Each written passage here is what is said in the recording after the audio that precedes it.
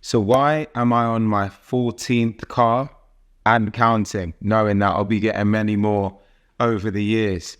Now, I've always been passionate about cars. When I was really young, I always wanted to own a supercar. I always wanted to have a fancy car. I love speed. I always remember when I passed my driving test, the thing that I was first warned about failing for was the fact that I just drove too fast. So I had to calm things down a little bit, but always passionate about speed, cars, and really just performance. I wanted to achieve great things in life, and I felt like having a nice car would just be a nice attribution of all of the hard work that I knew that I would go on to put in. So from a young age, I always had that in my mindset. And I remember my very first job at the company. I had on my desk in front of me, I had three things. I had an Audi R8 supercar stuck up on my desk.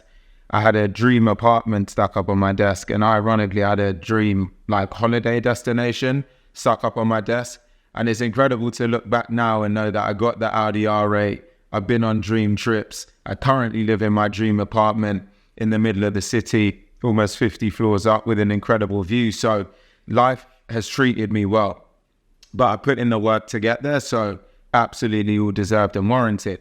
Point of the video is why have I owned 14 cars and why am I in the current position that I am? And the main reason behind it is, first of all, is the fact that I committed to a cause from a young age, and I was maniacal about reaching that goal. So having that Audi R8 up in front of me every single day, I obsessed about the fact that I was going to achieve it.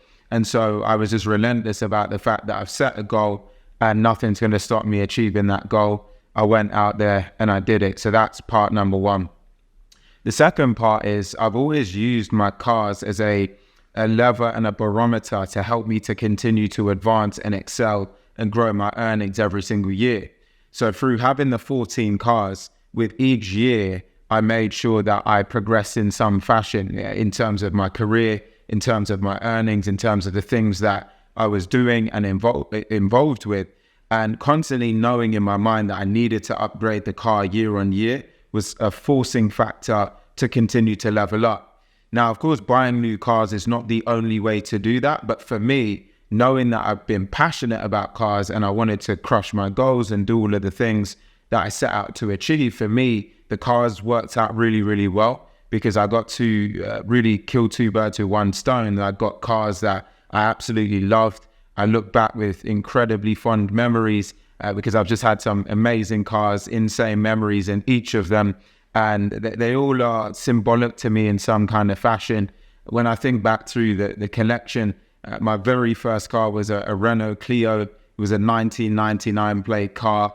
It was what else was there about it? It cost me £980. It was one owner from new and it had 40,000 miles on the clock. Then I upgraded to a Ford Fiesta. And then some of the other cars around that time was a BMW 1 Series, an Audi A5.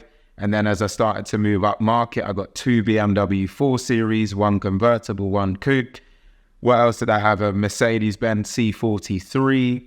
I've had the Audi R8. I've had a McLaren. I've now got an Aston Martin Vantage. I mean, I forget half of the cars half the time because it's been so many now. But I always look back with just incredibly fond memories. So really the message from this is, find what works for you. Think about the things that you're passionate about, the things that you've had goals in your mind, the things that you've had visions of from a young age or even now. And don't let anyone make you feel compromised about what you want.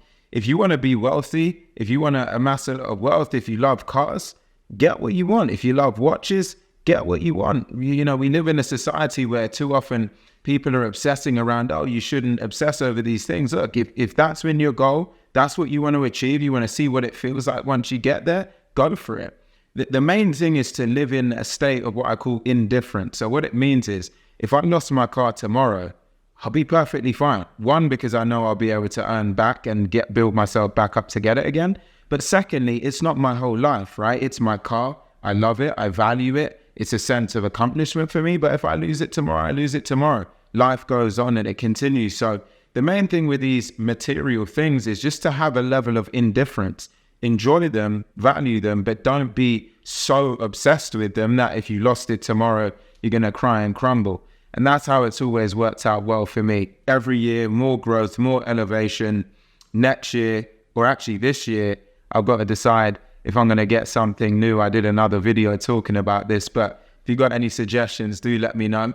But that's the main reason I've had 14 cars. There'll be many, many more to come. And I look forward to deciding in my own mind what I'm going to go for next. I hope you've enjoyed this video. I look forward to seeing you on the next one.